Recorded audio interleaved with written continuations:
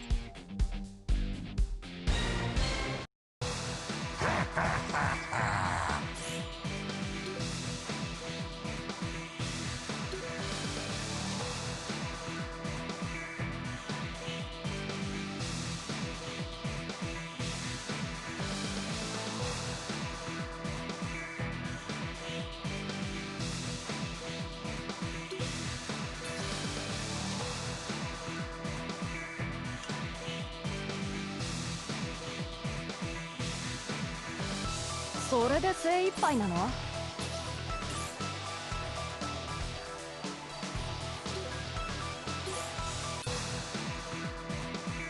？Bow to me.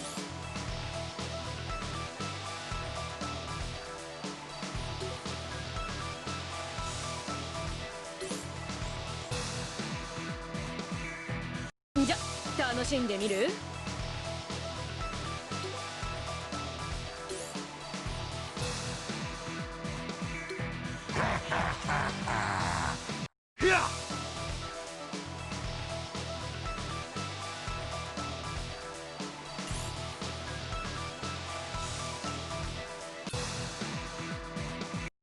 たか。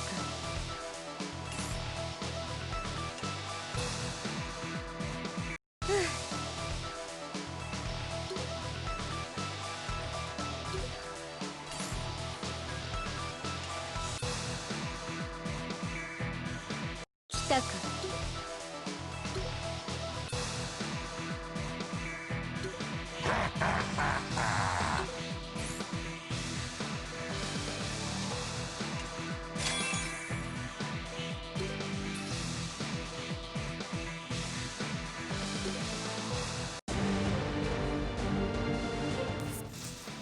Okay, so there was the 342 million run on Immortal Mose, and as you can see, I changed almost half of the team. I dropped Orochi Iori, Geese 14,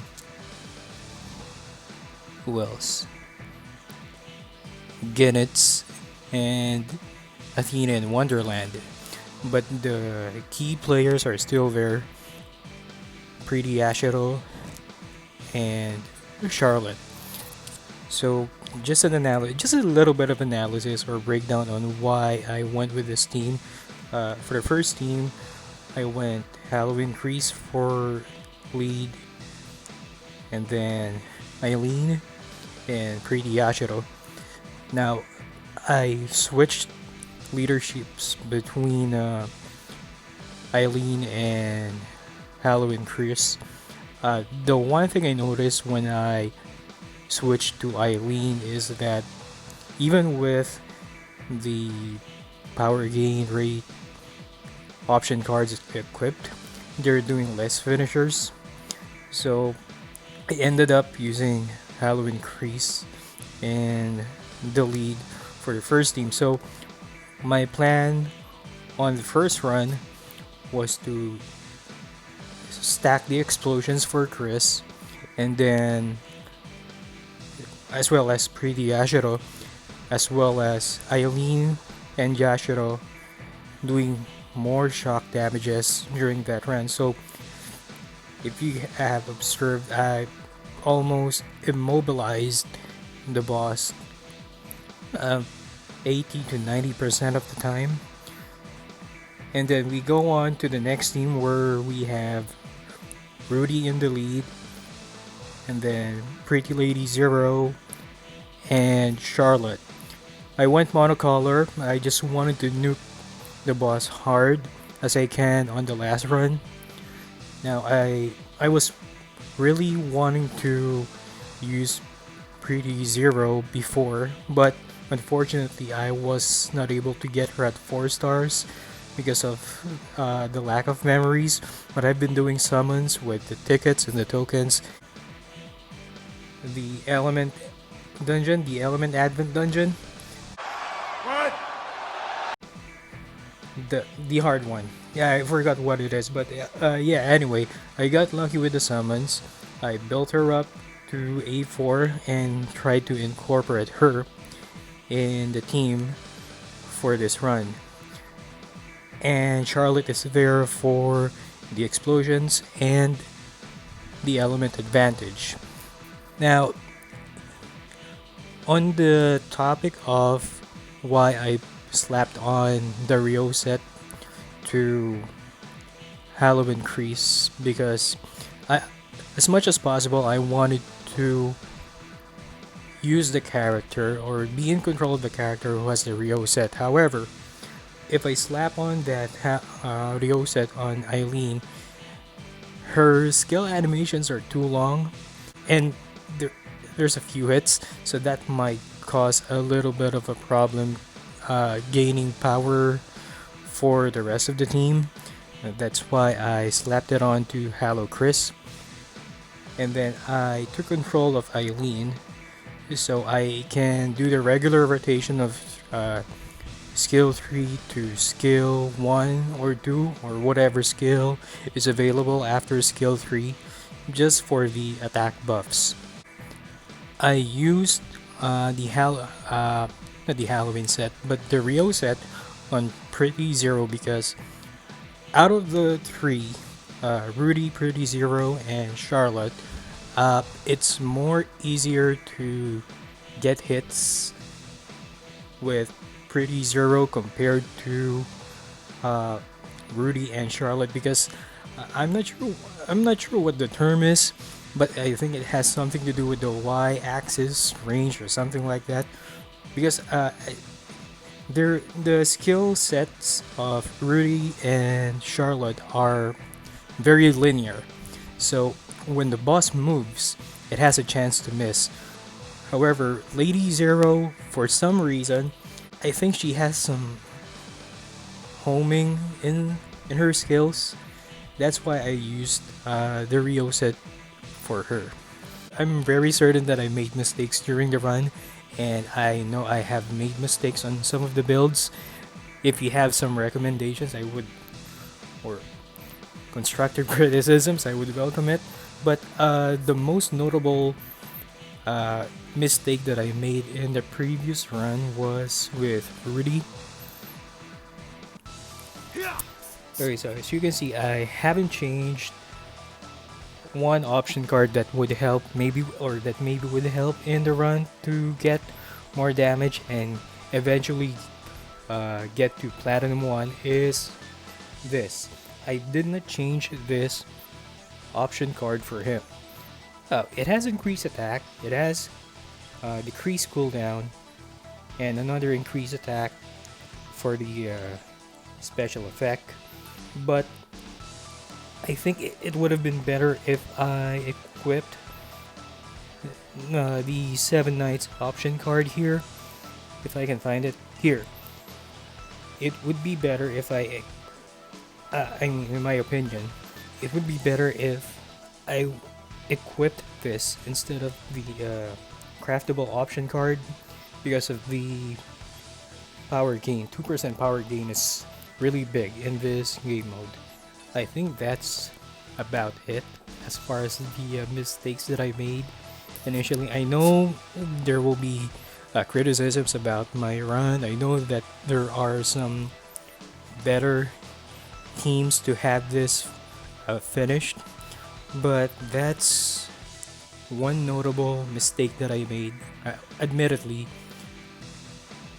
that I did during this run.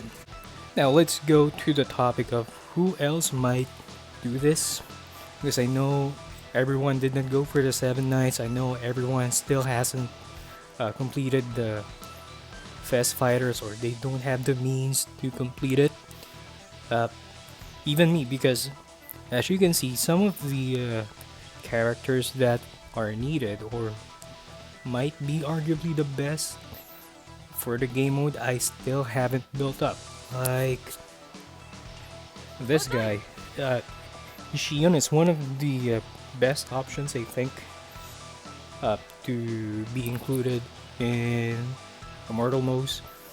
Aside from having an element advantage, he has 2 sources of shock, I think. Skill 2.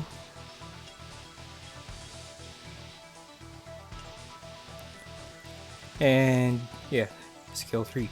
So 2 sources of shock. It's really big for this mode and has a 3 PG card to boot. I mean, if I have that guy built, I would definitely include Shion in that run. I'm just not sure who to replace, if it's Charlotte or Pretty Zero. Maybe Pretty Zero, but anyway. The other character or fighter that might help you with this is Lady Maxima. Only 1 source of shock, but the girl hits hard, very hard. She also has burn damage, but it's not shock, but it's still a dot, so that helps, I think. I haven't tested her yet. I'm just going through based on the discussions on Reddit, Discord, Facebook, on the forums, and by checking some previous runs on previous Immortals and checking on the skill sets of the fighters that I have. Another one is Summer K because Summer K has dot explosion. Again, these are just my speculations. I haven't tested them personally because I don't have them built or built properly built for this boss. One properly built fighter for this boss that I just dropped down is this guy, Geese. I mean, Geese was carrying me for this Immortal for quite some time. Unfortunately, I don't have enough to awaken him, and Eileen's already there doing a better job, so I have to drop this guy. Okay. Adelaide, one source of shock, but I mean, you have to squeeze your resources every time. I know some of them are not the best, but you have to work on what you have. Ignis is really good too. Survivability is an issue, but I think he has lightning. I'm not sure if that matters, but again, you work on what you have. Red Balance Bedimaru is also good. Again, I'm only mentioning these characters just in case you don't have those that I use or those people that have already cleared it. If you don't have them, maybe this is a good alternative. It has two sources of shock that is really nice. Orochi Chris has dot explosion. Orochi Leona has shock. I think Orochi Shermie too, but I'm not sure. So those are just some of the alternatives. This might be the least of your priorities in terms of alternatives. The other Benimaru is better. Yeah, one source of shock. So yeah, there. I think that is it for the meantime. If you have any questions about my run, let me know. If you have any suggestions on how to approach the boss, I would gladly appreciate it. So yeah, that's it for the time being. I really enjoyed fighting Mose because I feel like when I'm fighting this boss, there's a progression. We went from Platinum 5 and then off the record, slowly from Platinum 4, 3, now 2, and we're just inching closer to Platinum 1. Whereas we're at Victor, oh, there, you just go ahead and summon for the Ryoset and you're all good.